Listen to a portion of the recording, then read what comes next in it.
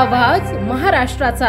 नमस्कार, मी गौरी। संध्या लाईव्ह मध्ये आपलं सगळ्यांचं स्वागत। राज ठाकरे आणि आदित्य ठाकरे यांचा वाढदिवस एकत्र साजरा होणार का, असा प्रश्न संजय राऊत यांना पत्रकार परिषदेमध्ये विचारण्यात आला। या प्रश्नाचं उत्तर संजय राऊत यांनी दिलंय, पाहूयात।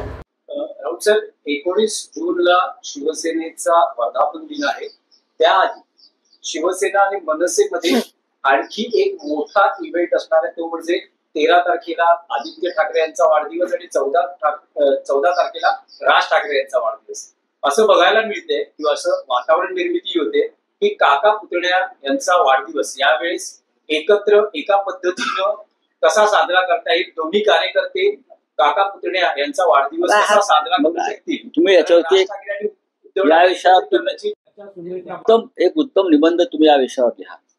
वाढदिवस कसे साजरे करावे त्याच्यावरती उत्तम निबंध लिहा। आमचं लक्ष आहे 19 जूनचा शिवसेनेच्या वर्धापन दिनावर, आणि मी वारंवार सांगतो की 19 जूनचा वर्धापन दिन हा विशेष असतो, महानगरपालिका निवडणुका आहेत, महाराष्ट्रात सत्तांतर झालेलं आहे निवडणुकी, त्यानंतरचा हा बहुतेक पहिला वर्धापन दिन येतो आहे। तर आम्ही वर्धापन दिनाच्या यशस्वी व्हावा सगळ्या संकल्पना त्यासाठी आमचं काम चालू आहे। थँक्यू। आप हिंदी में पूछे क्या आपका?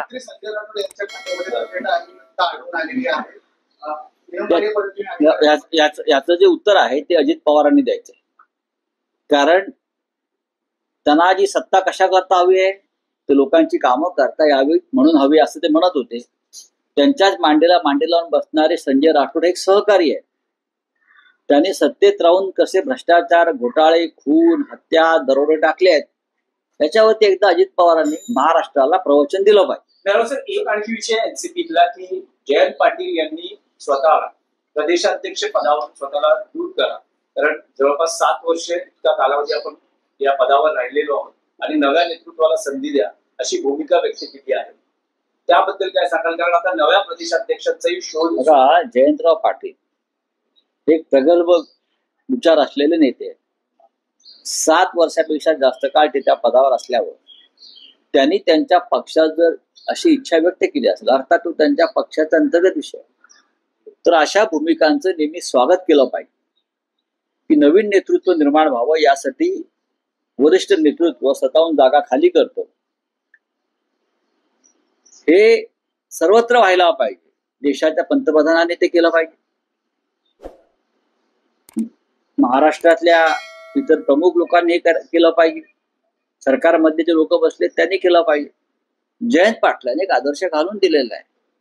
आता नरेंद्र मोदी 75 वर्षाचे होते सप्टेंबर महिन्यात, आणि त्यांच्या पक्षामध्ये एक परंपरा आहे की 75 वर्षानंतर सत्तेत राहायचं नाही। त्याच्यामुळे देशाच्या नजरा या पंतप्रधानांच्या निर्णयाकडे आम्ही पाहू ना। ताज्या आणि महत्त्वपूर्ण बातम्या पाहण्यासाठी आजच आमच्या संध्या लाईव्ह न्यूज चॅनलला YouTube वर सबस्क्राईब करा आणि बेल आयकॉन प्रेस करा।